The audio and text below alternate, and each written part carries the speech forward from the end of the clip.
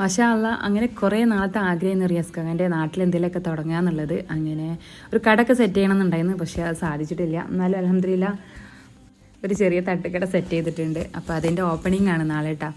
അപ്പോൾ ഞങ്ങൾ അങ്ങോട്ട് പോകാൻ ഇറങ്ങിയതാണ്. അങ്ങനെ കുറേ നാളത്തെ ഗൾഫ് ജീവിതം അവസാനിപ്പിച്ച് ഇനി കുറച്ച് കാലം നാട്ടിൽ കിട്ടാ.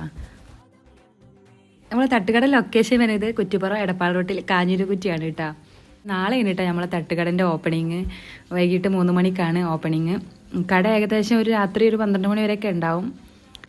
റിയാസ്ഖാൻ്റെ ഫ്രണ്ടും കൂടിയാണ് കേട്ടോ. അവരെ രണ്ടാളും കുറച്ച് ദിവസങ്ങളെ കഷ്ടപ്പാടാണ് കേട്ടോ. അപ്പോൾ ഇൻഷാ അല്ലാ ഞങ്ങളെല്ലാവരും സപ്പോർട്ടും സഹകരണമൊക്കെ പ്രതീക്ഷിക്കുന്നുണ്ട് കേട്ടോ.